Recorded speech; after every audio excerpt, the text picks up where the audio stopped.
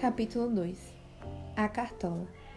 A única coisa que necessitamos para ser filósofos é a capacidade de nos admirarmos com as coisas.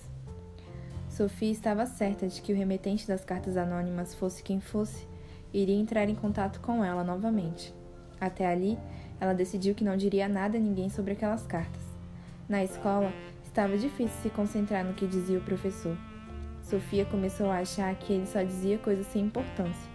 Por que não falava sobre o que é um ser humano? Ou sobre o que é o mundo? Ou ainda como o mundo tinha surgido? Ela sentiu algo que jamais experimentara. Tanto na escola como em toda parte, as pessoas estavam ocupadas com coisas pequenas e ordinárias. Mas havia questões maiores e mais difíceis, cujas respostas eram mais importantes do que a matéria comum da escola. Alguém teria as respostas para aquelas perguntas?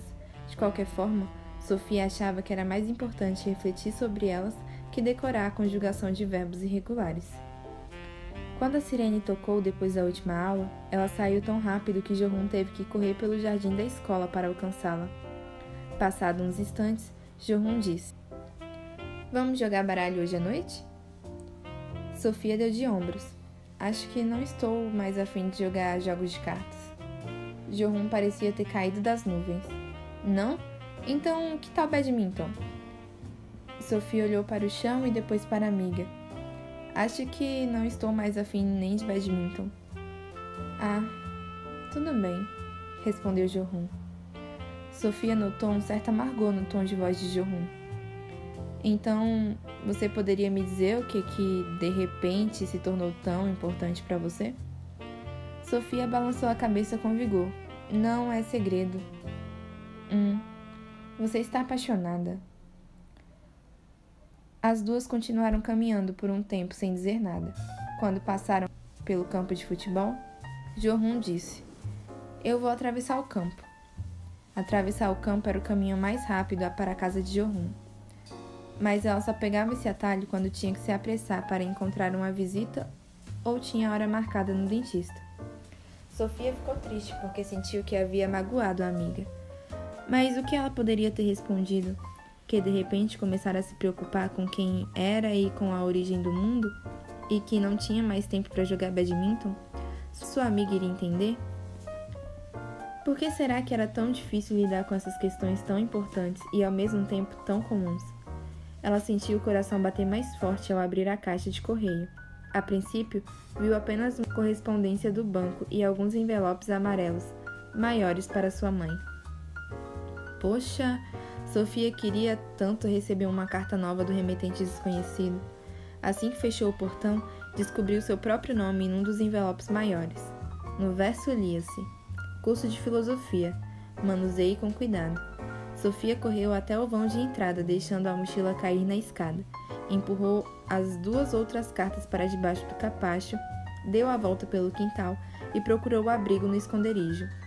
O envelope grande seria aberto lá dentro. Shirikan correu atrás dela. Ele podia ficar. Ela estava certa de que o gato não iria denunciá-la. Dentro do envelope havia 3 folhas datilografadas presas por um clipe. Sofia começou a ler.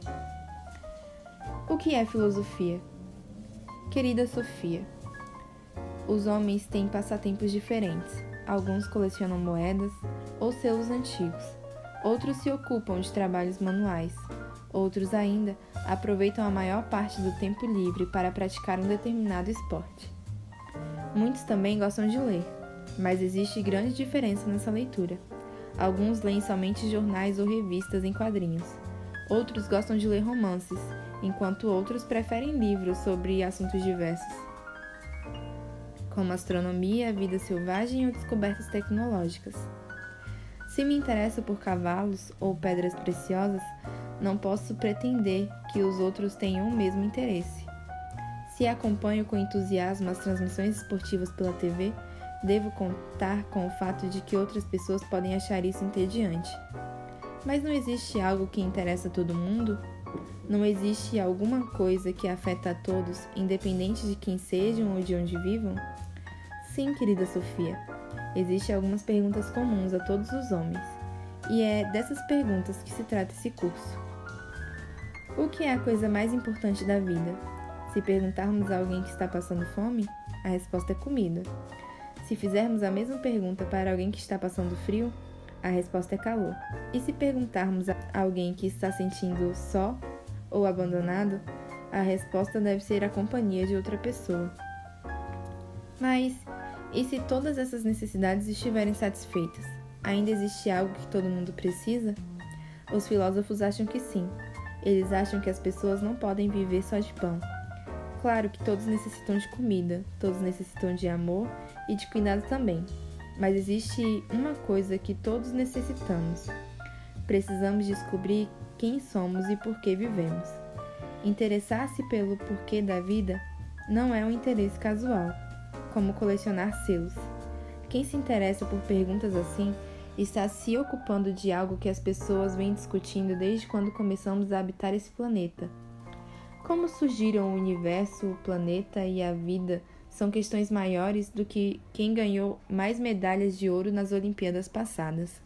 A melhor maneira de se aproximar da filosofia é elaborar algumas questões filosóficas. Como o mundo foi criado? Existe algum propósito ou significado nos acontecimentos? Existe vida após a morte? Como conseguiremos achar a resposta para essas perguntas? E, principalmente, como devemos viver? Perguntas como essa sempre foram feitas por pessoas de todas as épocas. Não conhecemos nenhuma cultura que não tivesse se preocupado em saber quem são as pessoas e de onde vem o mundo. No fundo, não há tantas questões filosóficas para fazermos. Nós já fizemos algumas das mais importantes, mas a história nos mostra muitas respostas diferentes para cada uma das perguntas que fazemos. Portanto, é mais fácil chegar às questões filosóficas do que respondê-las. Da mesma forma, hoje em dia, cada um deve encontrar a sua própria resposta para a mesma pergunta. Não é possível encontrar numa enciclopédia se Deus existe ou se há vida após a morte. As enciclopédias também não nos dizem como devemos viver. Ler como pensam as outras pessoas, no entanto, pode nos ajudar quando precisamos elaborar o nosso próprio juízo sobre a vida. A busca dos filósofos pela verdade pode talvez ser comparada com a história policial. Alguém acha que Andersen é o assassino, outros acham que é Nielsen ou Jepsen. Na realidade, a polícia pode solucionar um mistério criminal rapidamente, após um dia de investigações. Pode-se imaginar também que um mistério assim jamais será solucionado, mas mistério sempre tem uma solução. Embora possa ser difícil de responder uma pergunta, pode-se também argumentar que essa pergunta tem uma, e apenas uma, resposta certa. Ou há algum correspondente da vida após a morte, ou não há. Muitos enigmas ancestrais têm sido solucionados pela ciência. Antigamente, um grande enigma era saber como seria o lado escuro da Lua. Não se chegava a uma resposta através da discussão, mas através da imaginação de cada um. Porém, hoje, sabemos precisamente como é o lado escuro da Lua. Não é mais possível acreditar que há pessoas morando lá ou que a Lua é um grande queijo esburacado. Um dos filósofos gregos que viveu há mais de 2000 anos dizia que a filosofia consistia na capacidade de admiração do homem. Para ele, os homens achariam a vida algo tão único que as tais perguntas ocorreriam naturalmente. É como quando presenciamos um truque de mágica. Não conseguimos dizer como aquilo que vimos aconteceu. Então perguntamos: como pode um mágico transformar um par de lenços de seda num coelhinho vivo? Para outras pessoas, o mundo é tão compreensível quanto um truque de mágica que tirou o coelhinho de uma cartola que estaria vazia. No caso do coelhinho, sabemos que o mágico apenas nos iludiu, e é justamente porque ele conseguiu nos iludir que queremos descobrir como ele fez o seu truque. Mas, quando nos referimos ao mundo, é um pouco diferente. Sabemos que o mundo não é um truque nem uma ilusão, pois vivemos aqui e fazemos parte dele.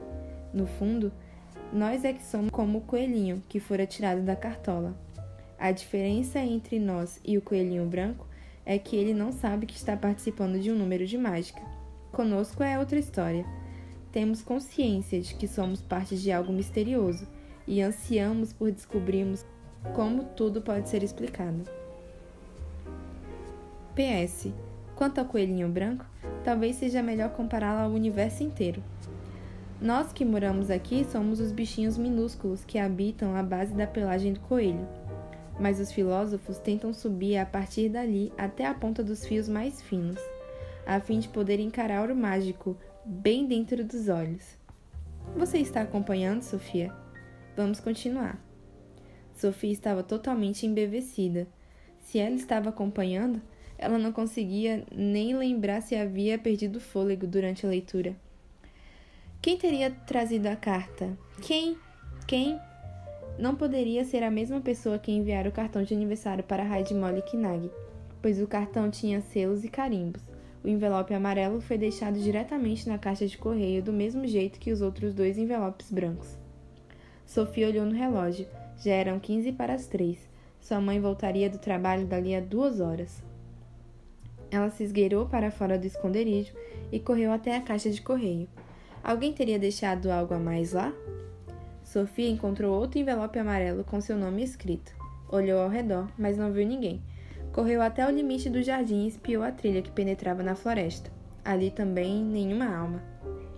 Em seguida, pareceu ouvir galhos estalando floresta adentro. Não tinha certeza do que era. Nem fazia sentido. Se houvesse mesmo alguém tentando fugir dela, ficar perseguindo apenas ruídos. Sofia se trancou dentro de casa, deixou cair no chão a mochila e a correspondência para a mãe. Correu para o seu quarto, pegou uma lata de biscoito que estava cheia de pedras ornamentais, esvaziou-a no chão e colocou os envelopes lá dentro. Em seguida, correu para fora de casa, carregando a lata. Antes, porém, deu um pouco de ração para Chirican. Quando finalmente voltou para o esconderijo, abriu os envelopes e retirou mais algumas folhas datilografadas e começou a ler. Um ser formidável. Cá estamos nós de novo. Como você sabe, esse pequeno curso de filosofia virá em pequenas doses. Aqui vão mais algumas considerações iniciais. Eu já disse que a única coisa que necessitamos para ser filósofos é a capacidade de nos admirarmos com as coisas. Se não, digo agora. A única coisa que necessitamos para ser filósofos é a capacidade de nos admirarmos com as coisas. Qualquer criança pequena tem essa capacidade. É só do que elas precisam. Após alguns meses na barriga da mãe, são lançadas numa nova realidade totalmente diferente. Mas depois, ao crescerem, parece que essa capacidade vai desaparecendo. Por que será? Será que Sofia Mundsen saberia a resposta? Veja bem, se um bebê pudesse falar, ele certamente diria algo sobre o maravilhoso mundo onde acabou de chegar.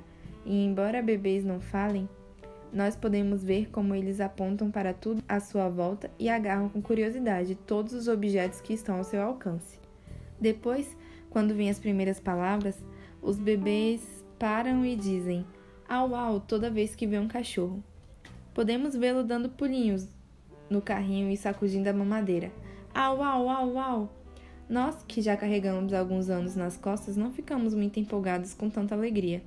Sim, é um au-au, dizemos do alto da nossa experiência. Agora fique quietinho no carrinho.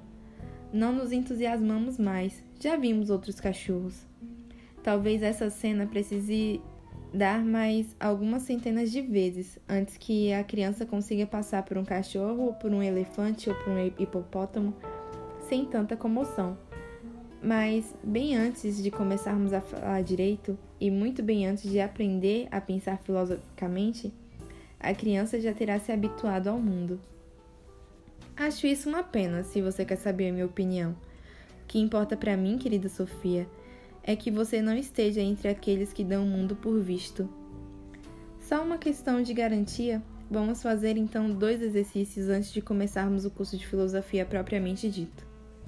Imagine-se dando um passeio pela floresta. De repente, no meio do caminho, você bate o olho numa nave espacial. Da nave sai um pequeno marciano que fica parado olhando para você. O que você pensaria? Bem, tanto faz.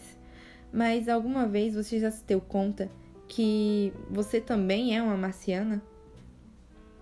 Claro, não seria sensato imaginar que um dia você vai topar com algum habitante de outro planeta. Nem sabemos se existe vida em outros planetas, mas pode acontecer de você topar consigo mesma. Pode acontecer de um belo dia você interromper o que está fazendo e perceber a si mesma de um jeito totalmente novo. Quem sabe isso não acontece exatamente durante um passeio pela floresta? Eu sou um ser formidável, você pensará. Sou um animal misterioso. É como se você acordasse de anos de hibernação. Quem sou eu, você pergunta. Você sabe que vive num planeta que dá voltas pelo universo, mas o que é o universo? Se você se imagina desse modo, terá descoberto algo tão misterioso quanto o marciano que mencionamos no início. Você não terá apenas encontrado mais um ser no universo. Você saberá o seu íntimo, que também é um ser formidável. Está acompanhando, Sofia? Vamos fazer outro exercício. Um belo dia, o pai, a mãe e o seu pequeno Thomas, de 2 para 3 anos, estão todos juntos na cozinha tomando café da manhã. Então a mãe sai da mesa, vai até a bancada e... Bem, no mesmo instante o pai começa a flutuar próximo ao teto, enquanto Thomas assiste tudo sentadinho. O que você acha que Thomas iria dizer? Talvez apontasse para o seu pai e dissesse: "Olha, o papai está voando." Certamente Thomas ficaria maravilhado, e com razão. Mas o pai faz tantas coisas estranhas que aquele voo em cima da mesa do café não seria tão especial aos olhos do pequeno Thomas. Todo dia ele se barbeia com um aparelhinho engraçado, outras vezes ele sobe no telhado e mexe na antena da TV, as outras ainda enfia a cabeça debaixo do capô do carro e sai de lá com a cara toda pintada de preto. E aí é a vez da mãe. Ela ouviu o que o Thomas disse e se virava resoluta. Como você acha que ela reagiria ao ver o pai de Thomas flutuando em cima da mesa? Ela derruba o vidro de geleia no chão e daria um grito de pavor. Talvez até precisasse de um tratamento médico depois que o pai aterrissasse na cadeira novamente. O pai, aliás, já deveria ter aprendido a se comportar direito à mesa. Por que será que Thomas e a sua mãe têm reações tão diferentes? O que você acha? Tudo é uma questão de hábito. Grave bem isso. A mãe aprendeu que os homens não conseguem voar. Thomas ainda não. Ele ainda não está bem certo do que é possível ou não neste mundo. Mas e o próprio mundo, Sofia? Você acha que ele é possível? O mundo está aí, flutuando livremente pelo universo. O mais triste de tudo é que à medida que crescemos, vamos rapidamente perdendo a capacidade de nos maravilharmos com o mundo. E assim, perdemos algo muito importante, e alguns filósofos tentam nos despertar para isso novamente. Pois algo dentro de nós nos diz que a vida é um grande enigma, e isso é uma coisa que vivenciamos muito antes de aprender a pensar sobre isso. Serei mais preciso. Ainda que as questões filosóficas digam respeito a todos os homens, nem todos se tornam filósofos, por diferentes motivos. A maioria fica tão presa ao cotidiano que a admiração pela vida é relegada ao segundo plano. E se agarram bem forte ao pelo do coelho e se acomodam por lá e assim vivem o resto da sua vida. Para as crianças, o mundo e tudo mais que existe aqui é algo novo, que causa estranhamento. Não funciona assim com os adultos. A maioria considera o mundo uma coisa banal. E é exatamente aqui que entram os filósofos. Um filósofo jamais se acostuma com o mundo. Para ele ou para ela, o mundo continua a ser surpreendente. Sim, um lugar repleto de enigmas e mistérios. Filósofos e crianças têm esse poder em comum. Você pode muito bem dizer que, nesse aspecto, um filósofo se comporta como uma criança durante toda a vida. É escolha sua, querida Sofia. Você é uma criança que ainda não cresceu o suficiente para se tornar acostumada com o mundo? Ou é uma filósofa capaz de jurar que isso jamais vai acontecer com você? Se você apenas balançar a cabeça e não se reconhecer como uma criança nem como uma filósofa, terá sido porque já está acostumada a um mundo que ele não a surpreende mais. Pois esse é um caminho muito perigoso. E é por isso que você está recebendo esse curso de filosofia por medida de segurança. Não quero que justamente você se torne de uma hora para outra uma pessoa tão apática ou indiferente. Quero que você tenha uma vida instigante. O curso é inteiramente grátis, portanto, você não tem direito à devolução da matrícula caso desista de fazê-lo. Óbvio que você tem todo o direito de interromper o curso, caso deseje fazê-lo. Nesse caso, apenas deixe um aviso para mim na caixa de correio.